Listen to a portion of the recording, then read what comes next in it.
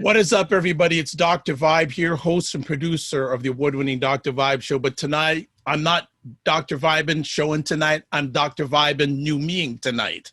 So I'd like to say thanks to everyone who's come in to join an epic conversation.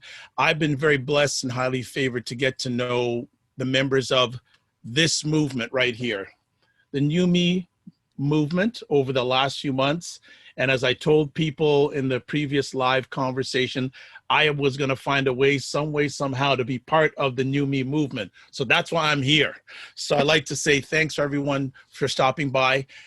This is the second of a set of 3 conversations, and it's called the Men's Let's Talk series, and is being produced by the New Me movement. And our conversation topic tonight is wisdom for the next generation. So before we get started, we're going to hand it over to the lead of the New Me movement, Mr. Jeff A.D. Martin. He's going to give us some background about the New Me movement and introduce himself. So Jeff, welcome aboard. Absolutely. Thank you very much. I appreciate everybody who has jumped in and is joining us for this next hour. New Me is a book that was created by myself and 9 other guys, 10 men who decided to come together to put our stories in a book, to speak about an area in our life where we fell down, but more importantly, how we were able to get back up. And furthering the book, this is not just a book, it's an actual movement, because our plan and our goal is to take this and expand it so we can help young men and older men as well, but even women as well, people who are struggling in different areas of their life. And so our plan is to create online courses and different materials that we can take into schools, into jail systems, because we want to help people to become their best self. And my name is Jeff A.D. Martin, and I am one of the co-authors, as I mentioned. And for me, one of my personal goals is really just trying to inspire and help people to grow, again, to become their best selves. And, you know, the whole idea with everything I do is helping people grow. And I was able to bring these amazing men together so we can be an impact together. They say that when you walk alone, you walk faster, but as a group, you walk further. And so our plan, our goal is to really make an impact, not just within our city, but within the world. Wonderful, fantastic. You're on fire already, brother. You're on fire. You're on fire tonight. Let's boom, go. boom, boom. Let's boom, boom, boom. Let's have our next member of the movement that's on with us tonight. Chris, take it on. Chris Duff, what we doing? How we at? Awesome. So thank you all again for joining the call. As Dr. Vibe had mentioned, my name is Christopher Duff, and I'm an entrepreneur. And I know everybody has that title. I know that everyone has that title. But more importantly for me, I'm on a mission, and I'm on this mission to rebuild imagined systems of education, a system that provides, or that prioritizes, I should say, the purpose of an individual over the dollar figure that their human capital can yield. And so much of my particular experience has been in working with young people at the grassroots level through a company that I founded called Inspired Initiatives. And we are a youth development organization that champions what we call the missing curriculum. And so the things that young people should be learning in school are the things that we teach. But the thing is, over the years, I realized that in order to create lasting generational change, it's not always with working with people one-on-one, because eventually they go back into a broken system, right? So lasting change really happens at the policy and the systems level. So I'm now working with an organization called the Canadian Council for Prosperity. Oh, am I muted? No, you're good.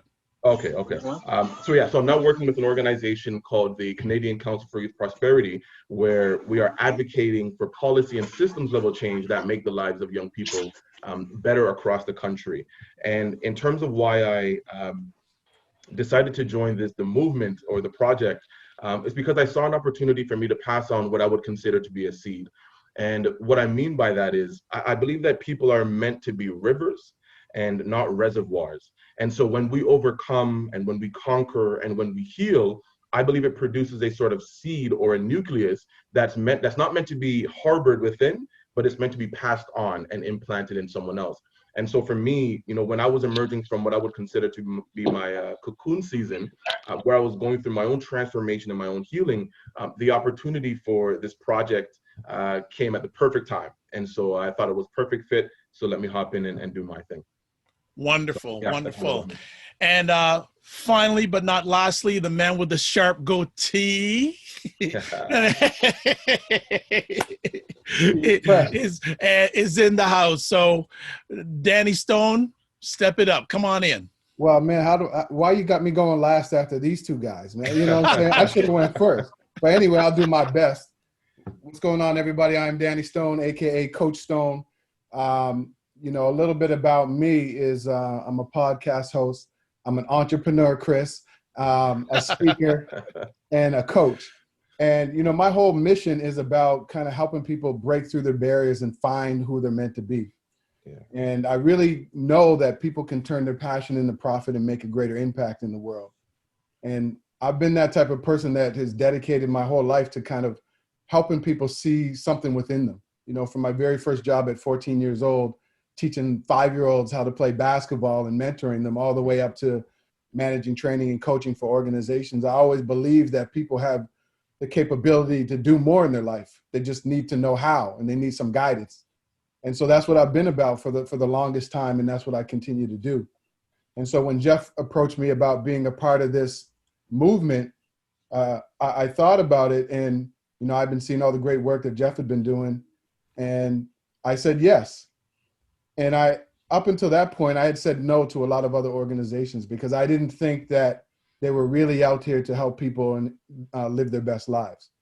And becoming a part of this movement, I think that we've created something that not too many people can say they've done, to bring 10 men together, 10 Black men, to write a book, which is, you know, a huge feat within itself, but to also create a movement where we've been inspiring people all over the place, I think is really amazing, and I'm just happy to be a part of it. Thank you, gentlemen. Great opening. And I know we're just going to keep on going up the mountain during this epic conversation tonight. Before we really get into our conversation topic tonight, before we went live, we had a little bit of a discussion, and I think it'd be remiss if we don't mention any of our thoughts about the Jacob Blake situation. And now what has come on in the last few hours, the NBA has canceled all their games tonight. The NBA players in the bubble are having a big meeting tonight. Other leagues are considering boycotting or suspending or whatever you want to call their games. Any of the panelists, do you have any quick thoughts before we get into our conversation topic tonight? So I'll quickly jump in and say that for me, I got to tell you that it's so difficult to see these circumstances that for me, I've had to back away from watching these videos because it's unfortunate that these videos and these circumstances just continue to pop up. And so when you see these videos, you are literally watching somebody lose their life. And you know, I'm so glad in this circumstance, this young man is still alive, right? But in a lot of these videos, you're watching somebody lose their life. And that's not something I want to normalize. And every time I watch it and see it, a part of me dies. I got to be honest with you. So to protect my own peace, and to ensure that I give back to the community and do the things that I have to do to make people stronger, I have to protect myself in certain ways. And so saying that, I'm very aware of what's going on, and I'm definitely a part of the fight, and I fight in my own way. But it's difficult for me to really watch those videos and normalize it. Watching somebody lose their life is not a normal thing to do. And it's difficult for me. And I don't know if I speak for anybody else, but I know for me personally, it's a hard thing to just continually watch over and over again. Every 2 or 3 months, there's a new video coming out. It's tiring. I'm tired. And so, you know, for me, I continue my fight. And I fight the best way I know how. And that's to give back to people, specifically the students. Okay, fantastic. Anyone else want to have a little quick take on that before we get into our conversation tonight? I mean, I agree with Jeff. I mean, you know, I'm just tired and exhausted of seeing, you know, people getting murdered or shot or killed just for being themselves, and tired of the racism, tired of, you know, like Jeff was saying, I don't want to normalize this stuff. And I think we can all do our part, but we have to do more than just speaking and more than just post. It has to go beyond that now, because we've been doing this for 50, 60 years. And so, you know, I'm sort of happy to see some organizations like the NBA stepping up and canceling games, because the only thing that a lot of these politicians and big organizations understand is money. So, you know, when it comes to losing millions of dollars, you know, that gets people's attention. But, Yeah, I'm the same. I'm just kind of tired of seeing this and just doing my part like Jeff. I'm out here working with Zero Gun Violence movement to end gun violence in these communities and to address, police brutality in Toronto and all that kind of stuff. So I'm with you, Jeff. Excellent. Chris, anything you want to add on that, or are we good? No, it's same sentiments, same sentiments. I just think that we need to have people sitting at the table where the policies are being drafted. There's so much outrage on social media, and rightfully so, but the challenge is who's sitting at the table and drafting policy and legislation that ensures these things don't happen again. That is the big issue here. When George Floyd had passed, I went to the Black Lives Matter protest. I went to about 3 of them, and they were phenomenal. I loved to see that out of 2 out of the 3 that I had gone to, they were being led by young Black women. It was phenomenal. But at the end of the day, who's sitting at the table with the mayor and the chief of police to sit down and hold them accountable and be offering insights to what policies can be drafted? We're not sitting there. So that is a huge problem, right? So as Danny said, we have to go beyond just posting on social media. We have to get into policy so that we can actually make these long-lasting changes. But that's all I'll say on that one. Okay, no problem, gentlemen. Well, thank you so much for that and appreciate that. Chris, it's back to you because we want to find out and want you to share with the audience tonight, why is this topic resonating with you? Wisdom for the next generation. Also, we'll have Danny and Jeff also give their takes, but the purpose of this and why is it resonating with you? Yeah. So thank you for that question, Dr. Vibe. So it has a bit of a twofold meaning, but before I even get into it, I want to engage the audience really quickly. So to everybody here, when you hear the term or the phrase next generation, go into the chat for me and share with me what comes to mind. So when you hear the next generation, what comes to mind for you? Just go ahead and pop that into the chat. And again, we're not just here to talk to you. We want to have a dialogue with you. So feel free throughout the conversation to pop into the chat. Please don't turn on your mic. That'll be very disruptive, but pop into the chat. Yeah. And also just to back onto that, keep your mics muted for the whole conversation. Any comments, please make them in the chat section. Thank you. Yeah. Okay, so I'm seeing my son/children, future, my kids, my children, young people. Yep. As a teacher, the next generation makes me think of my students. Yep. And who the world will be for them. I love that. What else? Give me a few more. Give me one more, at least one more. What do you think of when you hear the term the next generation? And so, okay, there we go. So we are here, the next generation, change, awesome. So there's a common theme that when we correlate next generation with young people or children, and the thing is, you're not wrong in thinking that young people are the next generation, because they are, right? So as a society, collectively, they are the future. But the thing is, they're not necessarily representative of your future. The reality is that who you become, let's say 5, 10, 15 years from now, that is your future, and that is your next generation. And so in us putting together this sort of dialogue, we said that we wanted to reframe how we define the next generation. And we want you to see the next generation as your evolution. So the version of you who truly understands who you are and truly understands what you're capable of, or the version of you that refuses to allow fear to demobilize you, or the version of you that says, I'm not going to allow my past traumas, my past experiences, my past hurts or mistakes dictate who I become.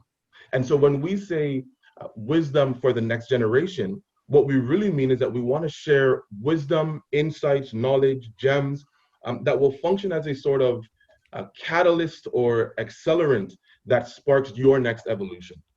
So that's why we're here. And we're not saying we're not going to talk to young people, because we are. That's what we do. But we also want you to see yourself as your next generation. And that's what we want to do. Help you go from your point A to your point B. So that's the idea behind the thoughts on the event. Excellent. Good foundational context there. Danny, Jeff, what does this conversation topic mean to you?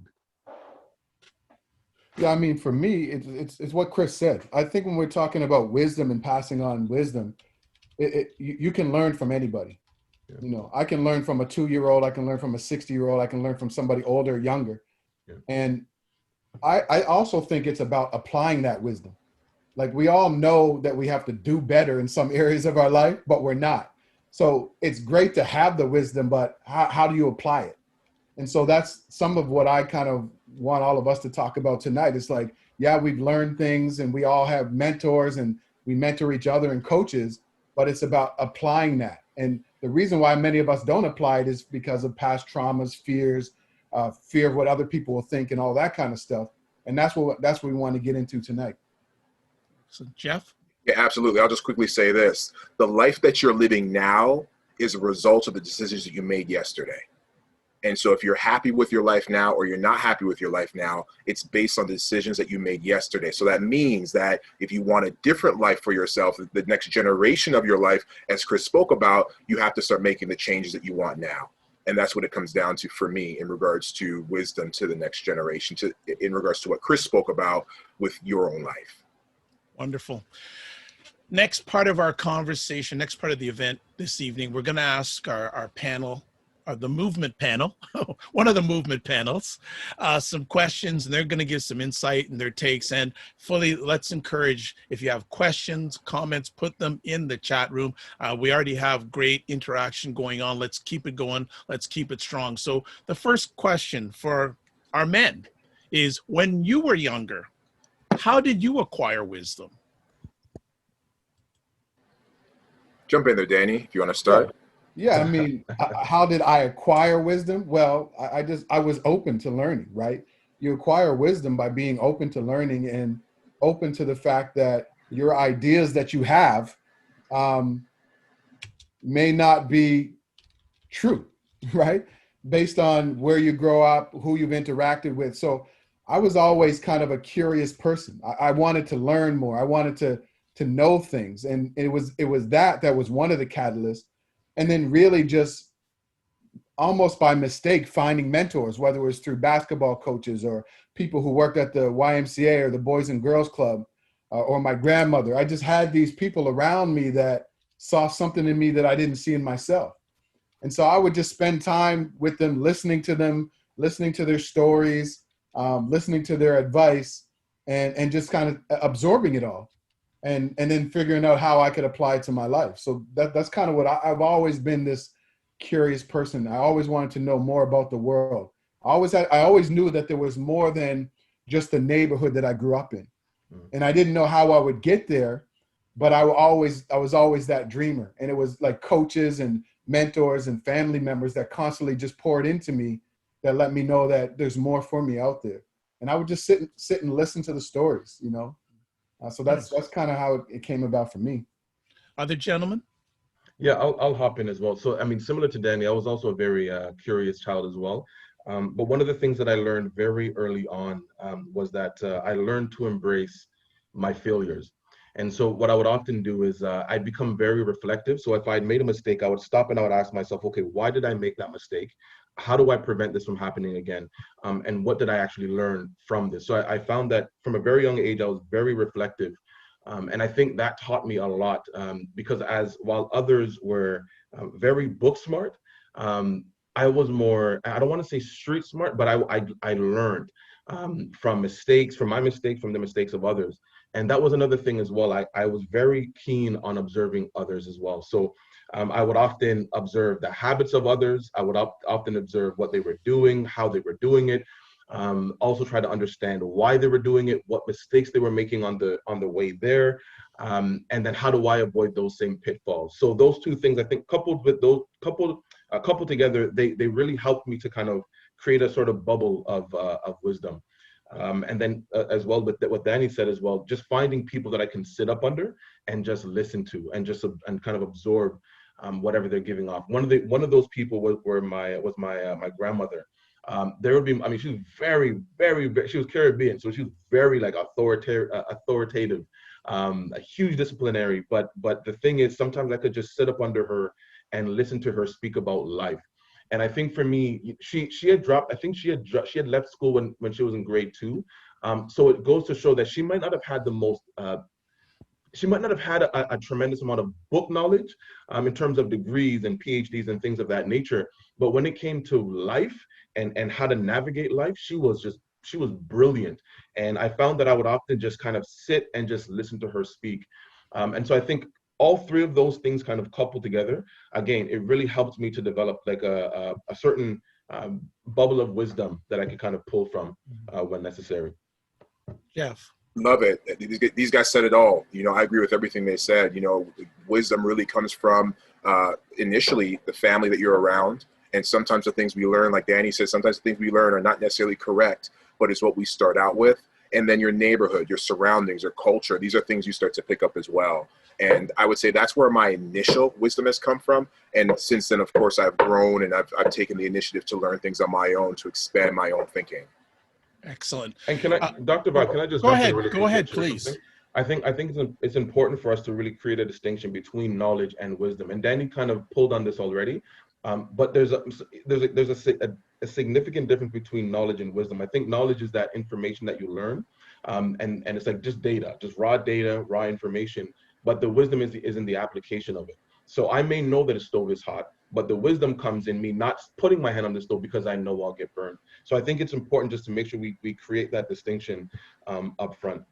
So I just wanted to share that. No problem. I'm going to dig a little bit deeper on this because all of you mentioned that you were in environments that allowed you to learn, to grow. And also you mentioned mentors. So I heard grandmas, etc. I would like each one of you to tell me who was your first wisdom mentor, and tell the audience what was one word of wisdom that they taught you that you still carry on today. Well, I'll jump in with that. I would have to say, of course, my first wisdom mentor was my parents. My parents are still together to this day, still alive to this day. My father was totally in my life. And what I have to say is, you know, my father's an old school Caribbean man. So my father never used the words, "I love you," right? I hear him say it with my kids now, right? But with me growing up, never heard the words. However, I knew that he did through his actions. However, what my father was able to teach me was loyalty. And he's been with my mom ever since I've known, right? And still to her with this day, and has been as loyal as they come. And so what he has taught me is loyalty. He's taught me commitment. And that's something that is bigger than I can imagine in terms of some of the lessons that I've learned in my lifetime. Thank you. I'll hop in next. I think to kind of echo what Jeff is saying, my father as well, I think he was a huge, I mean, he didn't do everything perfect, but I think he was a huge wisdom mentor for me. And one of the biggest lessons, not just in what he would say, but also in how he would act, and his mannerisms and his behavior, and how we led the family. And I think one of the biggest learnings that I'd gotten from him was just my desire to think critically about certain situations. He instilled that in myself and my sisters from a very young age, to think independently and to never follow the crowd. And just be very critical, and not necessarily skeptical, but be very critical of the information that you're intaking. So I think that was like the biggest lesson for me to this very day. Even the way I perceive the world, the way I perceive fads, the way I perceive things on social media, I look at things through a very critical lens, and I have to give credit to my father for instilling that in us from a very, very young age. Wonderful. Danny? For me, it was my grandmother. So like Chris, I had a little old Jamaican grandmother with a crooked finger. She pointed at you with that crooked finger, boy. It's over. You know, I'm pointing at me and my brother and my sister. I'm looking around, Daniel. But anyway, so it was her, and she was like this, you know, she was this really tough woman, but she had the kindest heart, right? And if she saw any type of injustice, she would stand up against it. And I used to be terrified of her when I was young. I used to go to my grandparents' house when I was young, and I used to be scared of her. But as I got older, we just became really great friends, and she started dropping all these gems on me. And she always told me, like, you're a leader. You know, walk your own path. Don't follow anyone else. And she was telling me this at 8, 9, 10 years old. So when everybody else was saying you can be a leader tomorrow or when you get older, she was like, no, you're a leader right now at 9, 10, 11, 12. And I started to believe it. And that's one thing that kind of stuck with me. She's like, you know, nobody else is walking your path. This is your own journey, your own life. It's up to you to decide what you want. And it doesn't matter if I believe in it or your mother doesn't believe in it, but you have to believe in it. And that was one of the kind of catalysts for me to kind of, you know, just do so many things in my life, like play basketball and go on to university and all these things. It's, you know, coming from an environment where you grew up in around a lot of people who were trying to rob from you and steal from you and hurt you and abuse you and rough you up. Like, she was just that person that kind of lifted me up through a lot of that. So yeah, it was definitely her. Thank you. Just going to take a little bit of a break to catch on some of the comments in the side here. Diane saying, we don't say it enough, but it is okay to embrace failure. Well said, Chris. Danny mentioned about his grandma, so I didn't have to mention again. Jason saying, success and failure are different sides of the same coin. Any experience in life can teach you something. And one of the members of the New Me movement says, New Me book changed my perspective on life. So there you go. So people, please keep on flowing with the comments, interactive. We're making it, and we want to make this event rewarding for not only you that are on, but anyone who's watching on the replay also. Next conversation piece. If wisdom is learning from your mistakes, what mistakes have you made that have taught you the biggest lessons? Or what mistakes have you made that have taught you the biggest lessons? Woo, where do we start? I know, Okay, right? we've only got 30 minutes How much time do we left. have? Damn. So, You know, I can get up and leave and come back in an hour if you want. mistakes. So picture me, I'm like 13 years old. You know, I didn't have a beard back then, right? And You sure? I'm pretty sure. I want pictures. I want check, pictures. I'll double check the pictures. All right. And I have my first job. I'm delivering newspapers, right? And so I get my very first paycheck. I'm super happy. I've never had a paycheck before, and it's roughly about $200. I take my paycheck and I go to the bank, because that's what we did back then before there was, you know, real ATMs. I went to the bank and I went to the teller and I said, "Can I get my $200 in quarters?" And I did. I'm embarrassed to even say it. And I walked across, it was in the mall, and I took the money in quarters from the bank and I walked over to the arcade. And I spent the afternoon putting $200 in quarters into the arcade. My man. Listen, if somebody invents a time machine during my lifetime now, I promise you, I'm gonna go back to when I was 13 years old. And I share that because, you know, we talked about where our lessons come from, right? And again, love my parents to death, but they just didn't understand money, right? And so because they didn't understand money, it was passed on to me not understanding money. And so I did silly things, mistakes, right? However, since I'm older now and I'm wiser now, at least I like to think so, right? I'm able to teach lessons to my own children. So just maybe about 7 years ago, I really got down into learning the stock market, investing, right? And something, you know, going back to my 20s, I always wanted to learn, but it just seemed like this old rich guy thing. But I finally jumped on it and said, you know what, I'm going to learn. And so I learned it, took some courses, read some books, and now I fully understand it.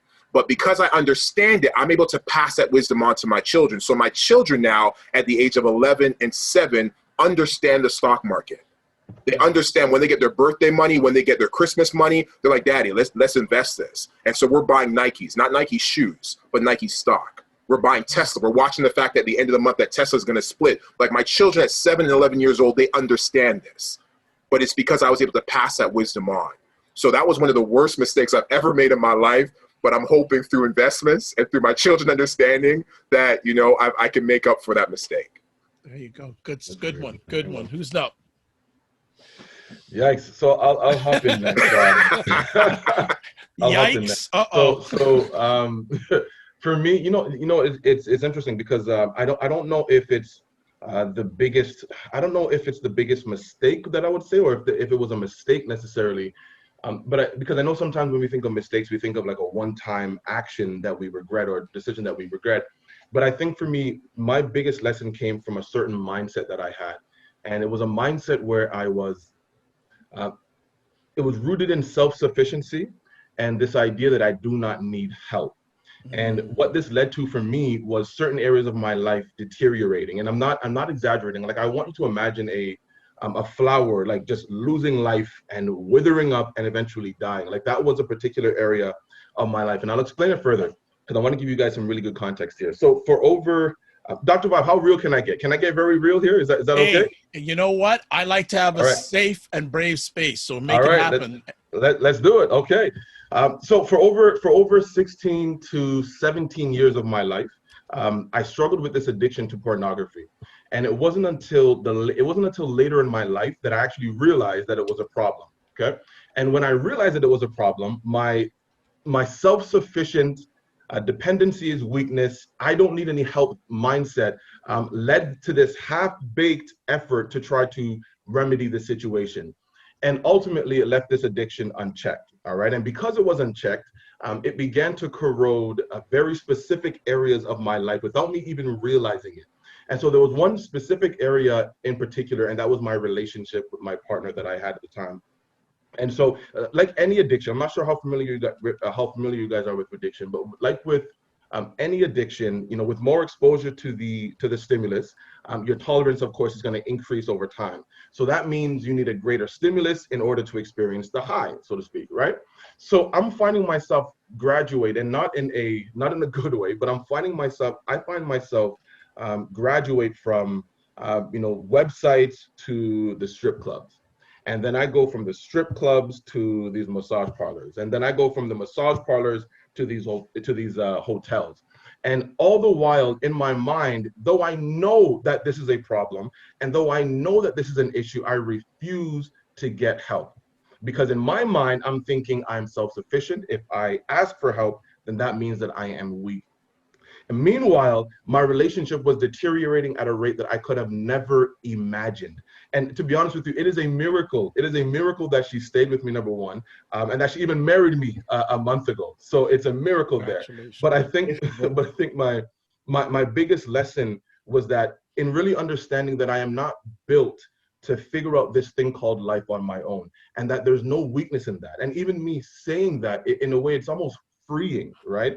There's no weakness in me saying that I need help. There's no weakness in me coming to a point in my life where I say, I cannot do this on my own. I don't know how, at least for myself, it's like, I don't know how sometimes we go from being a completely dependent newborn to eventually getting to a point where we feel like we can do life on our own. Like we're not built as human beings to do that. We're social creatures, or a social species for a reason. So for me, it may seem so simple to some, but because I was raised in a certain environment and that mindset was nurtured from a very young age, it had very severe unintended consequences. And so I think for me, that was my biggest lesson, is just recognizing that I am not built to do life alone, and that there is absolutely no weakness in asking for help or seeking help when it's needed. Well, you know what? I appreciate you sharing, because as I always say, I like to have safe and brave spaces. And Jill is saying such a big share. Thanks. Congrats on getting things figured out. We need help at times, no shame. This is really, really good. And I just want to ask one quick question on top of your story. Yeah, for sure. When did it start to turn? For the better or for the worse? For the better. What was the moment that it started to turn for the better in that situation? So at the time I had approached, she was my girlfriend at the time, but I had approached her and I said, I'm struggling with, this issue. I had actually wrote a letter. I wrote her a letter. I couldn't even confront her face to face. And I wrote her a letter basically describing everything that I was doing and that I had done. And then I told her, I have this issue. A lot of it's rooted in my childhood. There were certain traumas that had happened to me in my childhood, and it really bent. It put me on this path of, I'll call it perversion, but it bent my my understanding of sexuality and things of that nature. And so I told her, like, I'll go get help, but I need your help, and I need you to hold me accountable. I need you to be there and support me. And she did, and she was down. Of course, there was a lot of pain there, of course, but she was there to support. And that was the turning point when I was open and vulnerable enough to get help and to bring her into my inner circle and really understand intimacy, right? Intimacy from a different perspective. It was transformative for me. And what's so great about it now, and I could have never imagined this, that I'm actually working with men who are struggling with the exact same thing, and I'm able to help them, hold them accountable, help them walk through and break through this pornography addiction, man. it's a terrible thing, and it's ruining a lot of lives, a lot. Okay. Well, thank you. And I echo your point that when you get help, sometimes it's going to be painful. Yeah. But as in fact, I was sharing this with Danny the other day on the phone, that for most of us, unless you came by a stork, when your mother birthed you, it wasn't an easy birth. There was some pain involved. So right from you coming into the world, for most of us, it was pain. Yeah. It was pain. Danny, you have a hard follow-up. But I know you can do it. No, it's, yeah. I think, first of all, I mean, both the stories that Jeff and Chris shared, that's what wisdom is about. Like, wisdom isn't about just sharing the amazing things. It's about the tough conversations with yourself that we have to have. And so for me, mine was similar to Chris. I grew up in low-income housing, and everybody, a lot of people that I hung around with were, selling drugs.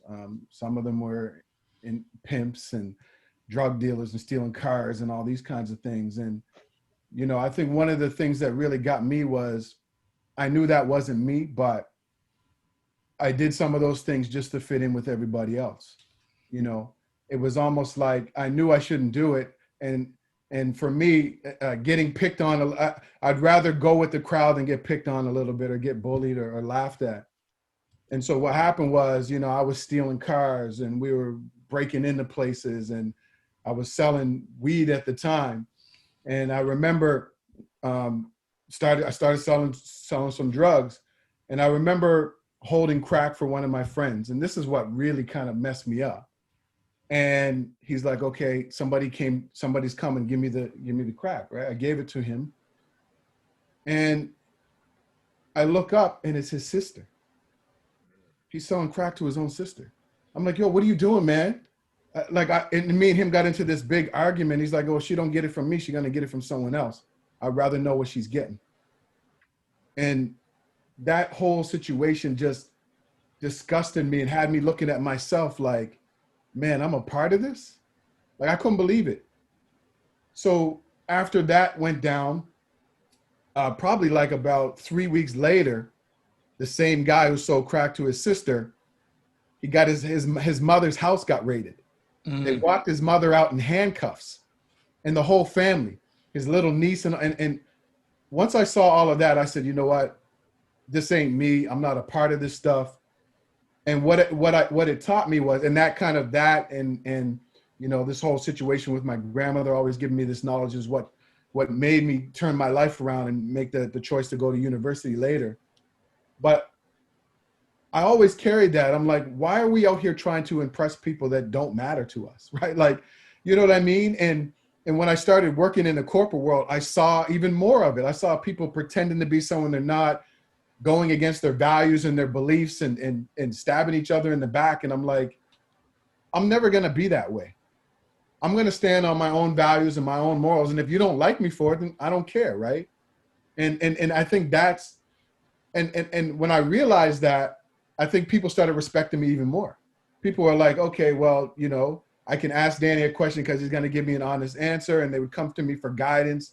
Next thing I know, I'm getting called to like the CEO's office, and she, or he or she's asking me for my advice and not just about business, but just about life. And that's when I realized, like, when you just walk your own path and you stay true to who you are, whether people like you or not, they have to respect it. And that's when I realized we have to stop asking people for permission and put them on notice. Like, when we tell people things, sometimes we expect them to believe in us. Okay, great, Danny, you're going to do that. And when it doesn't go that way, we get down and we feel like we sometimes quit on our own goals and dreams because your mother doesn't believe in you, your father, your sister, your coworker. We have to stop asking people for permission and put them on notice. This is what I'm doing. You can get on board with it or not. And so that whole situation kind of really helped me to start to walk my own path and to stop being worried about what other people have to say about my life, because this is my journey. You can walk your own path. So that was one of the things for me. Thank you, Danny. Thank you, gentlemen. That's really good. And the live audience is definitely responding. Dion is saying, vulnerability is the key to becoming a better person. Jermaine is saying, vulnerability is the first step to healing. Intimacy.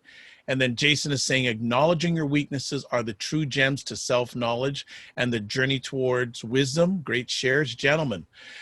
Time's flying fast. We got one or two more questions for the panel, and at least one or two more questions from the audience. So let's make it happen. Gentlemen, what are you doing with the wisdom you have acquired? Oh man, I could jump in. So for me, it is so important. I think that if you have wisdom, if you have some type of knowledge and you don't pass it on to your family, you're failing your family. If you don't pass it on to your community, you are failing your community, because there's people out there who can learn from you, who could take it and climb on your shoulders and build off of what you taught them. And so I think it's our responsibility as individuals to teach the next generation. And when I'm talking about that, I'm talking about the younger generation to come. And so for me, I have done a lot of work with youth, whether it be mentoring, coaching. I do a lot of public speaking in schools. And actually right now I run a Sunday mentoring group online on Zoom with a number of teens and high school students and college students as well. And just sharing the things I know and then bringing on people who know things that I don't know. I think it's so important that we pass this information on to the next generation to help them to excel at the things that they need to excel at. Wonderful. Who's next? Yeah, I guess I'll hop in. So I'm similar to with Jeff, same idea. I'm sharing it. I do speaking engagements, I do workshops, I do programs, a number of those things as well. But I think, for me in 2020, I call this particular season that I'm in right now in my life the stretching season, because I'm trying to reimagine how I share it. I'm really trying to stretch my thinking, and I'm trying to go beyond. I'm trying to go bigger.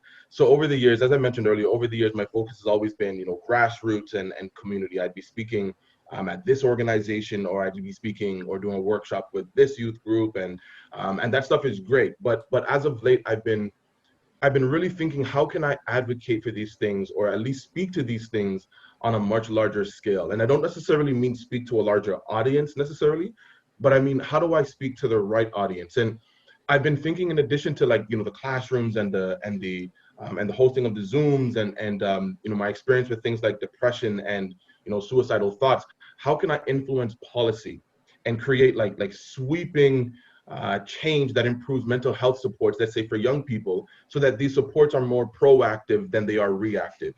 And for me, that has really been where my thinking has been.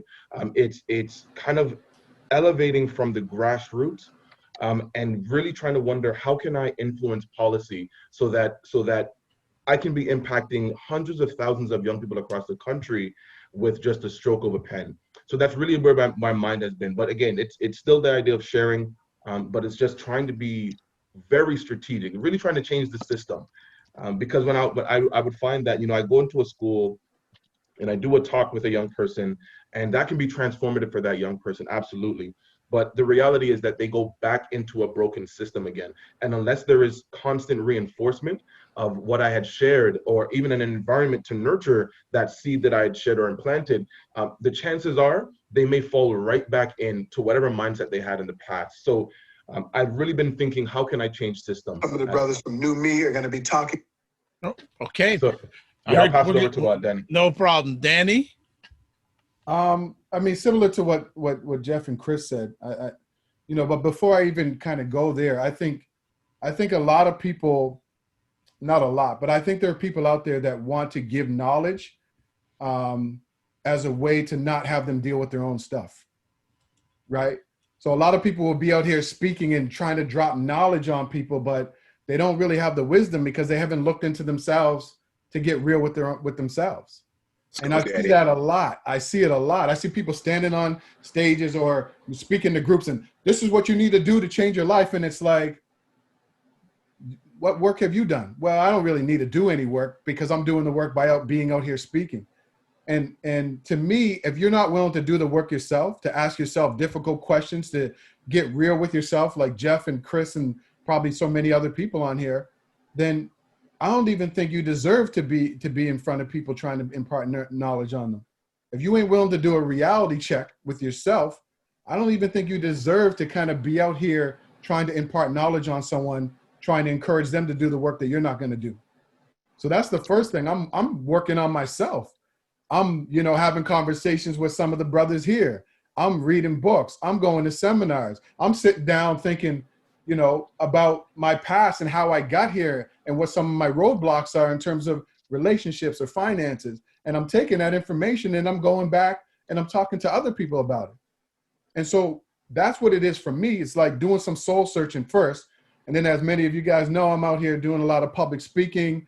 You know, I have a book out. I'm mentoring, you know, a lot of people. I just started my new podcast, the Grind and Gratitude Show.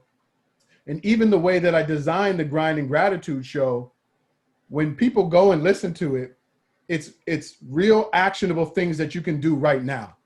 Like, I didn't even design it for me to sit back and say, like, you know, here's all the information. I'm giving people practical tips and things and talking about my mistakes, and maybe you can learn from this. I'm bringing on guests. I have my boy Jeff on there dropping all kinds of knowledge. And so it's about that. I'm not trying to pretend to be somebody I'm not. I'm out here trying to do the work on myself. I know I'm a flawed individual. I'm trying to get better every day. And I'm out here trying to encourage people to do the same thing. And so that's what it is for me, whether it's working with Zero Gun Violence Movement, trying to get people off the streets and put down the guns, working with young entrepreneurs, working with older entrepreneurs, the podcast, you know, going live. I'm just doing whatever I can. I'm doing my part. And so that's what it is for me. Okay, good stuff.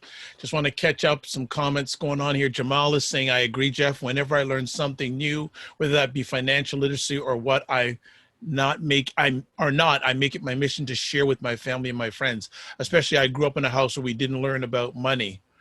Jermaine saying, very powerful conversation, brothers. Carolyn saying, facts, real talk.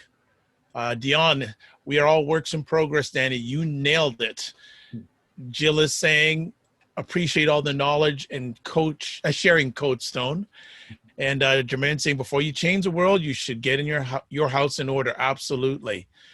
People are loving the conversation. I just add, as Danny was saying, you know, changing yourself. I ask a question to many people. What do you say when you talk to yourself?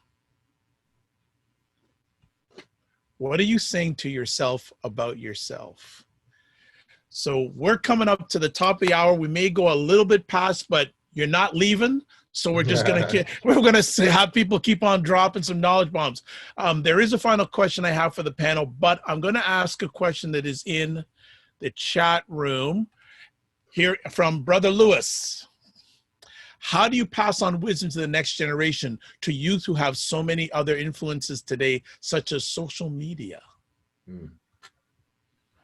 I'll hop in on that one really quickly. I think it's very similar to what my dad did for me. It's the same thing I do with other young people now. I encourage them to be critical thinkers. So when you see something on social media, just as an example, you see something on social media, don't take it at face value. Do additional research. Think critically. I'm not saying you have to be a skeptic of everything, but be critical of everything that you're ingesting.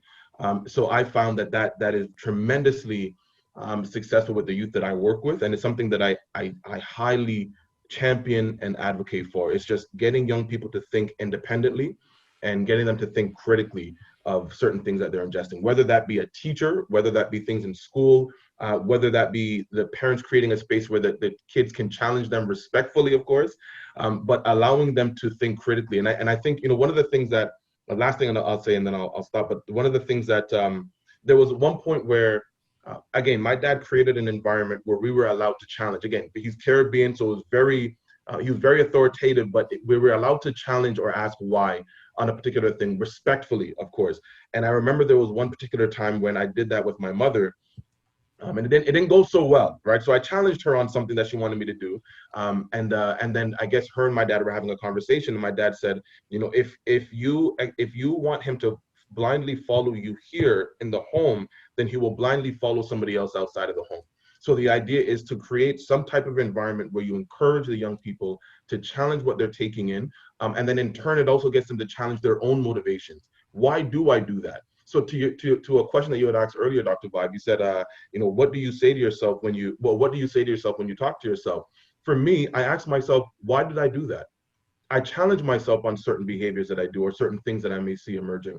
So I think that is the biggest thing you can do with young people. Give them an opportunity to challenge and to build that confidence. Fantastic. Other gentlemen? Yeah, I'll quickly tack onto that too, and just say that I agree. I want them to challenge the things that they see and understand that there are so many distractions out there. You know, sometimes we get caught up with what's going on with Will and Jada in entanglement. We get caught up with what's going on with, you know, a female rapper who got shot in her feet, right? Like, we get caught up in what's going on in the world, and we don't recognize that as we get caught up with that, we're losing opportunities with ourselves. And really, things are built to be distractions. You watch YouTube, and 10 seconds before the video ends, there's another video popping up saying, hey, watch this one, right? You go on social media, and it's created to keep playing for hours after hours, right? You're scrolling. You leave one, then you go to another platform, and you're scrolling again. These things are designed to hold your time. And while they're holding your time, you're losing out on an opportunity to build up yourself. So just like Chris said, I use my wisdom to help to teach the younger generation that they need to think critically and recognize that there are a lot of distractions out there to take their time, to take their money, the two valuable things that they can use to excel their life. Danny? Yeah, what those guys said. You know, I think the other thing too is, I remember having a conversation with Louis March. He's the founder of Zero Gun Violence Movement, a group trying to end gun violence here in Toronto. And I said, you know, I think I don't know if it was him or one of us said, you know, one of the worst things that a young person can say to a drug dealer who's trying to recruit them is when they ask, where are you going, is, I don't know, right? I don't know where I'm going. Oh, you don't know where you're going? I have something for you to do. Come hold these drugs for me. And what that reminds me of is that we have to get young people back to dreaming again, back to looking to the future. A lot of people that can't see past tomorrow. They can't see past next week or their birthday. And the way that we get people back there is asking them this one question. What are you curious about right now? What are you passionate about right now? And honing in on that and forcing them to learn everything that they can about that one thing. Because now you're not going to get distracted with all these other things, because I'm trying to learn about sneakers, or I'm trying to start a t-shirt business, or I'm trying to learn about the music business or law or whatever it is. And I think that's a question we have to continue to ask young people over and over. What are you passionate about right now? Or what are you curious about right now? And that leads them to the dream or to the future. And I think that's really, really important, along with the things that both Chris and Jeff said.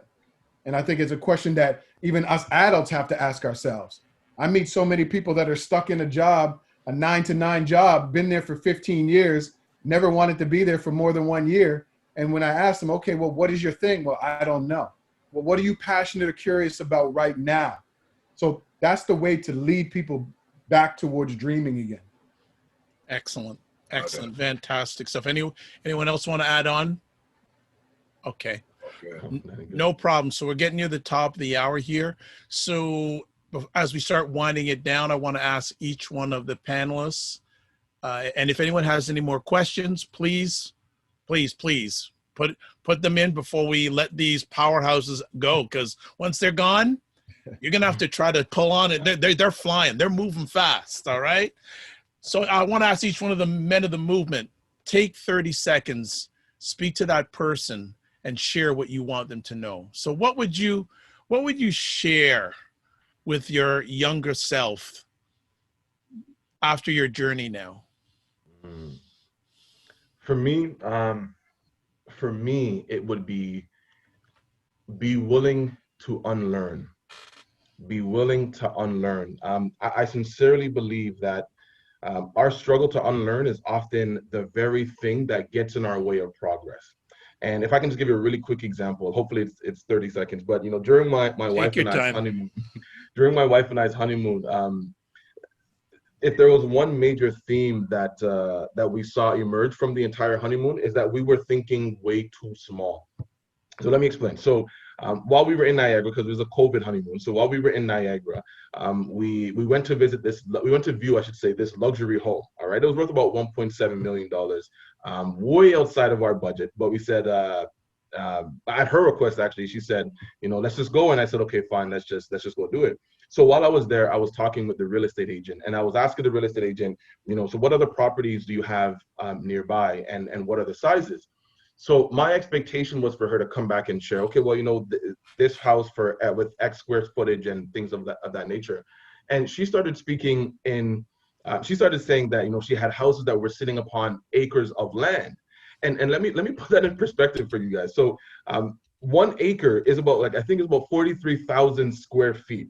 So I want you to think about that, because my thinking is, how much square feet do the rest of your properties have? And her thinking is acres. So immediately there's a contrast in our language, right? That's number one. So we then drove, then we then actually went on a boat cruise, a bit of a boat cruise, or a boat tour, I should say.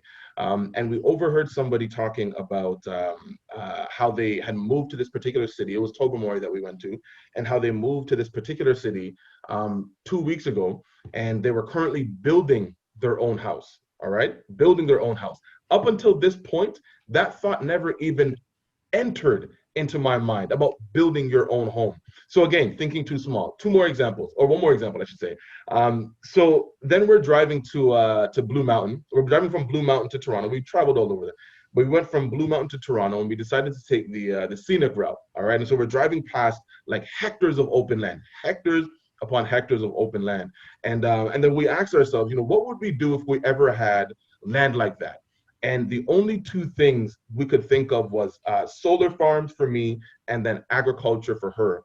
And then we realized, when we did some more digging, we realized that there's people actively looking for land because they have all of these ideas on what they can be doing with the land. And so it's like we knew that we were thinking too small. And it got us to really, and mind you, this is because of the environment that we grew up in. No one's having these conversations about building homes and owning cottages and owning land. We're not having these conversations. And so it made me wonder, how many times are we unknowingly passing on greater opportunities because we'd rather settle for what's familiar? Like, think about that. And I think that, and oftentimes we often think that in order to achieve greatness in our life, we need to ingest more information. So I need to read a particular book, or I need to listen to a podcast, or I need to you watch these YouTube videos. But I sincerely believe that sometimes we need to just challenge what we've always seen as familiar, shatter what is comfortable, and then unlearn the things that are preventing us from achieving greatness. So for me, I know it's much easier said than done, but that's one thing that I have learned, is that just your ability to unlearn will definitely catapult you into greatness. Danny, Jeff. Yeah, I think one of the things that I would kind of say is that you're not a passenger in your life. You're the driver of your life. And when you're sitting in the passenger seat, you're allowing fear and other people's opinions and the mistakes that you've made and the failures to rule your life and to drive your life. And so as a result of that, many of us just stay where we are because we're afraid of ridicule. We're afraid of making another mistake. And so we stay comfortably uncomfortable where we are, and we never try to achieve more. Or if we do set goals, the bar is so low that we could fall and trip over them, and they never move our life forward in any way whatsoever. And so I want people to understand that you're the driver of your life. You have to let your fears, your desires, your hopes, your dreams, the want to become better, be the driver of your life. And as a result, you have to have the discipline to follow your curiosity. Like, put yourself out there.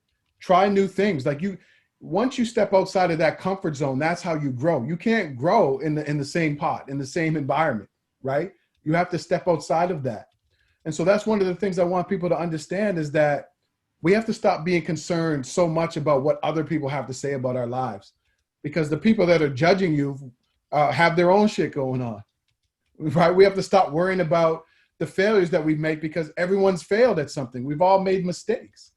And we have to learn from that, take that, and start to reimagine what our new future could look like. And so that's one of the things I want young people to know. It's okay to make mistakes. It's okay to fail. It's okay to be afraid. But we have to take that step outside of that comfort zone to become somebody that we want to be, to achieve things that we think that we want. And so that's the message. You're not the passenger. You're the driver of your life. Wrap it up, Jeff. Yes, sir.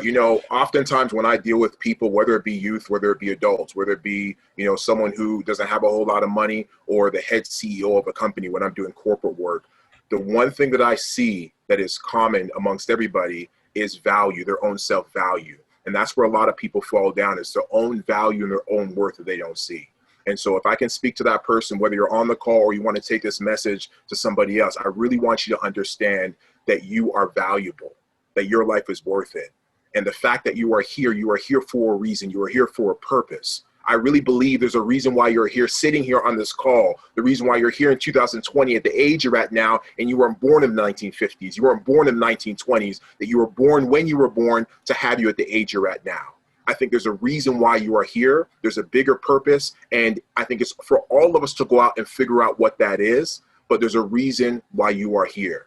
And I know we live in a world that makes us sometimes feel that we're not worth it, that we're not enough. You look on social media and you see the images and you're wondering, like, that looks nothing like me, like their definition of beauty, their definition of masculinity. But I need you to understand that your power, your worth, your beauty, your masculinity, it goes way beyond those people's measure. It goes way beyond that. You have to see your worth and your value. And once you can capture that, that's when you're able to do everything that you want to do in this world. That's when you're able to take your dreams and your goals and smash it. That's when you're able to walk down the street and shake the ground that you walk on, because you recognize your own value. And so I need people to understand that they are they're valuable, they are worth it. And where you are right now, you have everything inside of you that you need to make your dreams come true. Wonderful. Folks, that's it. I'm telling you, I'm better. I hope you are too. These gentlemen really hit it out of the park. Let me just say a few quick things. I'd like to thank everyone who shared with us this evening. But before I get any further, Danny Stone is going to tell you how you can be part of the movement, buy books, engage with the movement. Danny, please share. All right. So, our book, New Me, is available on Amazon, or if you're local in the GTA, you can just send one of us a message. We have some books. The book recently reached number 13 in a category on Amazon, so we almost broke the top 10. We're definitely going to get in the top 10. The next event that we have is September 30th at 7 p.m., and that topic is all about the challenges of manhood. So that's going to be another great conversation, a great panel discussion that we're going to have. So make sure that you register for that. And then we also have a survey here that we would like you guys to complete, because this is going to help us to get better with this. But we really want to thank all of you guys for coming out. This means a lot to us. I know you could be anywhere else, but you're here. And the conversation was amazing. You guys asked great questions. The commentary was great. So thank you guys so much for attending and participating in this conversation. Wonderful. Good, great stuff. And as Danny mentioned, I've put the link twice in the last few minutes in the chat section. So if you could just take a few moments, we'd really appreciate it, because we want to serve you. So the best way to serve you is to tell the New Me movement what you're looking for. Just going to have some final comments here. Jill saying, agree, getting out of our comfort zone is where we can find new challenges, dreams, and joy. Jill is also saying, great conversation, great questions.